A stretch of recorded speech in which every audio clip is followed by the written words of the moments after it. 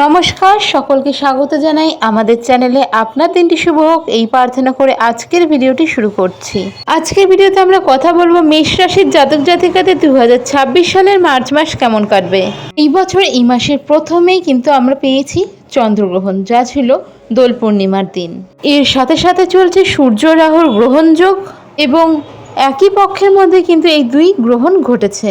মেষ রাশির জাতক জাতিকাদের সাড়ে সাথে চলছে এবং বৃহস্পতিও কিন্তু এই মাসেই মার্গী হতে চলেছে। তো এই মাসে কি কি ঘটতে চলেছে তা তো বলেই দিলাম, এবার চলে যাওয়া যাক বিস্তারিত আলোচনায়। কালপুরুষ রাশিমণ্ডলের প্রথম রাশি হলো মেষ রাশি, আর এই মেষ রাশির অধিপতি হলো মঙ্গল।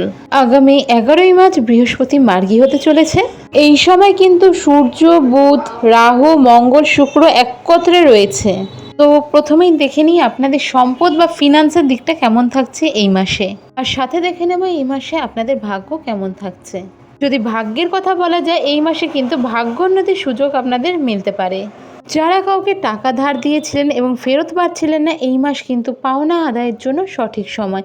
এই মাসে ফটকা জাতীয় ইনকাম থেকে কিন্তু আপনাদের টাকা ইনকাম হতে পারে, তবে মাসের মধ্যভাগে একটু সাবধান, ফটকা জাতীয় কিছুতে কিন্তু অর্থ নষ্ট হতে পারে। এই সময় কারো কথাই শুনে কোথাও ইনভেস্ট করবেন না যেখানটা আপনি জানেন না। কোনো ক্ষেত্রে ইনভেস্ট করার ক্ষেত্রে কিন্তু ভীষণ বুঝে শুনে আপনাকে এই সময় ইনভেস্ট করতে হবে, আদারওয়াইজ কিন্তু টাকা মার যেতে পারে।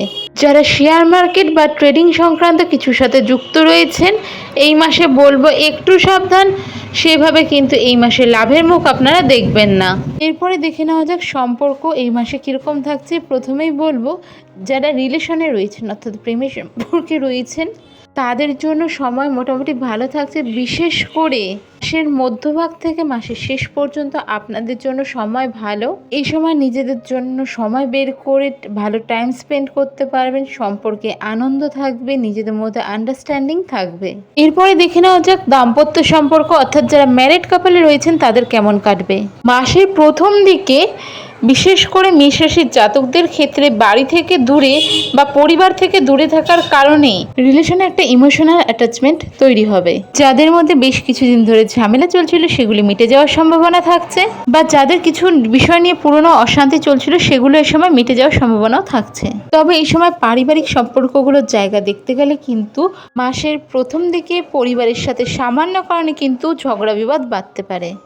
এই সময় আপনাকে নিজের বাণীর ওপর কন্ট্রোল রাখতে হবে, আদারওয়াইজ নিজের কথার কারণে কিন্তু পরিবারের কারো মনে কষ্ট দিয়ে ফেলতে পারেন, পরে হয়তো আফসোস হবে।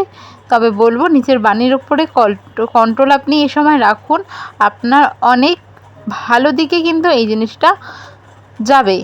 আদারওয়াইজ কিন্তু এই যে আপনার বাণীর ওপর কন্ট্রোল করতে না পারে, তা কিন্তু বাড়ির বাইরেও অশান্তির কারণ হতে পারে। এবার দেখা যাক ক্যারিয়ার কেমন থাকছে। যারা প্রাইভেট জবের সাথে যুক্ত রয়েছেন তাদের কিন্তু মাসের প্রথম দিকে মানসিক চাপ বাড়তে পারে, কর্মক্ষেত্রে চাপ বাড়বে। তো সেক্ষেত্রে আপনাদের নিজেকে মেন্টালি প্রিপেয়ার্ড রাখতে হবে। যারা সরকারি কাজের সাথে যুক্ত রয়েছেন তাদেরও কিন্তু মেন্টালির সাথে সাথে ফিজিক্যালি চাপটাও বাড়তে চলেছে এই সময়ে। তো আপনাদের এই বিষয়গুলো নিজেদের মাথায় রাখতে হবে, কারণ এই সময় চাপ বাড়লে কিন্তু তা হেলথের উপর কিছুটা এফেক্ট ফেলবে। তো সেই ক্ষেত্রে আপনাকে নিজে থেকে এই জিনিসগুলোকে মেনটেন করতে হচ্ছে। যারা ব্যবসা করছেন, ব্যবসার সাথে যুক্ত রয়েছেন, ব্যবসায় এই সময় ভালো লাভের আশা রাখতে পারেন।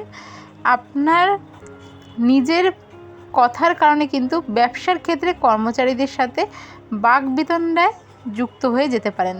তো সেক্ষেত্রে কিন্তু আপনার হঠাৎ কোনো রকম লস হয়ে যাওয়া বা কোনো রকম সমস্যা হয়ে যেতে পারে। তো সেই ক্ষেত্রে কিন্তু মাথায় রাখবেন, আপনাকে এই সময় নিজের মাথা শান্ত রেখে সব কিছু হ্যান্ডেল করতে হবে। সেক্ষেত্রে কিন্তু ব্যবসায় ভালো লাভের আশা আপনি এই সময় রাখতেই পারেন। সাথে সাথে কিছু বিষয় বলছি সেগুলি মাথায় রাখবেন। সেগুলো হলো এই সময় কিন্তু একটা শত্রু ভয় থাকবে, বা বলতে পারেন আপনার শত্রুপক্ষ অ্যাক্টিভ থাকছে। তো সেই ক্ষেত্রে শত্রু যেরকম ধরনের হতে পারে, পারিবারিক থেকেও কিছু সমস্যা এই সময় আপনি ফেস করতে পারেন, বা ব্যবসার ক্ষেত্রে যারা রয়েছেন কর্মক্ষেত্রে কলিগদের সাথে একটা অফিস পলিটিক্সে জড়িয়ে যাওয়া, এই সমস্যাগুলো হতে পারে। তো সাবধান থাকবেন। আর আপার ম্যানেজমেন্টের সাথে এই সময় কিন্তু সুসম্পর্ক বজায় রাখবেন, তাতে কিন্তু আপনাদের সুবিধে হবে। এই সময় কোনো রকম সাহায্য করতে গিয়ে কাউকে বিপদে হতে পারে। এই সময় বলবো যে অযথা এমন কোনো সাহায্য করবেন না যেটা সম্পর্কে আপনি জানেন না, বা এমন কোনো ক্ষেত্রে এমন কোনো মিথ্যা কথার আশ্রয় নিয়েছে কোনো বন্ধু হোক বা কাছের মানুষ হোক, তাকে আপনি সাহায্য করলে কিন্তু পরে আইনি জটিলতায়ও ফেঁসে যাওয়ার সম্ভাবনা থাকছে। তাই সেক্ষেত্রে সাবধান, যাকেই সাহায্য এ সময় করবেন একটু সাবধানে করবেন। বিশেষ করে কিন্তু আপনি মার্চ মাসের 6-7 তারিখের পর থেকে মার্চ মাসের 17-18 তারিখ পর্যন্ত যে সময়টা থাকছে এই ক্ষেত্রে খুব সাবধানে থাকবেন। এই সময় কিন্তু হঠাৎ করে পুরনো কোনো প্রবাসী বন্ধুর সাথে আবার একটা রিকানেকশন, বা বলতে পারেন যে অনেক দিন ধরে যে সম্পর্কগুলো ছিল না আবার মিলে যাওয়া, এরকম একটা ঘটনা ঘটতে পারে। এবং প্রবাসী বন্ধুর ব্যাপারেও কোনো দুশ্চিন্তা মাথায় এই সময় ঘুরপাক করতে পারে। এই সময় কিন্তু সন্তানের কারণে ভালো কোনো ব্যাপারে সিদ্ধান্ত নিতে পারবেন না। তো যদি কোনো রকম সিদ্ধান্ত নেওয়ার হয়ে থাকে এডুকেশন বা কিছু, একটু ওয়েট করে যান। এপ্রিল মাসটায় ভালো সময় থাকছে, বা মার্চ মাসের শেষের দিক থেকে সেই সময়টা ভালো থাকছে। যদি হেলথের দিকে বলা যায় তাহলে হেলথের ওপর একটু আপনাদের নজর রাখতে হচ্ছে। এই সময় কিন্তু ঠান্ডা লেগে যাওয়া এই সমস্যাটা, বা জয়েন্ট পেইন, দাঁতের ব্যথা, এই সমস্যাগুলো কিন্তু আপনাকে ভোগাতে পারে। আর পা রিলেটেড সমস্যাও এই সময় ভোগাতে পারে। রাস্তাঘাটে চলার ক্ষেত্রে ভীষণ সাবধানতার সাথে চলতে হবে। পায়ে চোট আঘাত লাগা এই সম্ভাবনাগুলো কিন্তু আপনাদের এই সময় থাকছে। এই সময় কোনো রকম মাঙ্গলিক অনুষ্ঠান রিলেটেড কোনো আলোচনা বাড়িতে হতে পারে, বাড়িতে অতিথির সমাগমের যোগও থাকছে, বা বাড়িতে কোনো মাঙ্গলিক অনুষ্ঠান অনুষ্ঠিত হতে পারে। যারা এরপরে বলে দিচ্ছি যে এডুকেশনে কেমন থাকবে। যারা শিক্ষার্থী বিদ্যার্থী রয়েছেন স্কুল লেভেলে, তাদের জন্য সময়টা মোটামুটি থাকছে। এই সময় কিন্তু খুব বেশি চাপ আপনাদের পড়াশোনার ক্ষেত্রে থাকছে না। এরপরে যারা ধরুন হায়ার এডুকেশন বলতে গেলে ধরুন কলেজ বা এইচএস পরীক্ষার্থী রয়েছেন, মানে দিয়েছেন, তাদেরও এই সময় কিন্তু নতুন কী নিয়ে পড়াশোনা বা কিছুর নতুন অ্যাডমিশন এই রিলেটেড জিনিস নিয়ে একটু টেনশনে থাকবেন, ভাবনা চিন্তায় থাকবেন। আর যারা পিএইচডি লেভেলে রয়েছেন, রিসার্চ রিলেটেড রয়েছেন, তাদের জন্য সময় ভালো। বিদেশ যাত্রা এই সময় হয়ে যেতে পারে। এই মার্চ মাস হিসাবে বা মার্চ মাসের সাপেক্ষে যদি বলা যায় আপনাদের দিক শুভ কোনটা রয়েছে, আপনাদের শুভ দিক হলো দক্ষিণ দিক। আর পুরো মাসের বেসিসে যদি বলা যায় যে শুভ সংখ্যা সেটা হলো 66, অর্থাৎ 6, তার সাথে সাথে 3, সিঙ্গেল 6, এই সংখ্যাগুলো আপনাদের জন্য বেশ ভালো। এই মাসে আপনারা রেমেডি কি করবেন?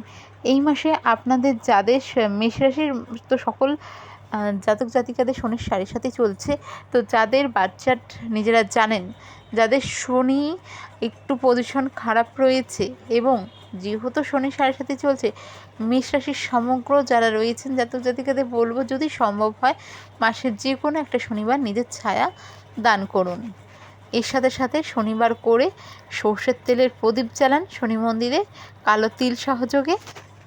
কোনো ব্যক্তি যার পায়ে সমস্যা রয়েছে এরকম কোনো ব্যক্তিকে যদি সাহায্য করতে পারেন আপনাদের জন্য খুব ভালো। যে কোনো ধরনের সাহায্য হতে পারে। তাকে কোনো কিছু খাবার কিনে দিলেন, তার কাছে হয়তো পরার সেরকম জামা কাপড় নেই, একটা জামা কিনে দিলেন। হয়তো সে রোদে কষ্ট করে হাঁটছে, দেখে মনে হলো যে একটা ছাতা, তো একটা কালো ছাতা দিতে পারেন, বা তাকে আর্থিক কিছু সাহায্যও দিতে পারেন। তো এইরকম জিনিসগুলো আপনি করতে পারেন। এবং রাস্তাঘাটে চলাফেরার ক্ষেত্রে তো বললামই সাবধানতার সাথে আপনারা অবশ্যই বাড়ি থেকে বের হবেন। এর সাথে সাথে প্রত্যেকদিন হনুমান চালিসার পাঠ করুন, এই রেমেডিগুলো করুন, অনেক ভালো থাকবেন। যদি ভিডিওটি ভালো লেগে থাকে অবশ্যই সাবস্ক্রাইব, লাইক, শেয়ার করুন। দেখা হবে পরের ভিডিওতে। জয় শ্রীকৃষ্ণ, রাধে রাধে।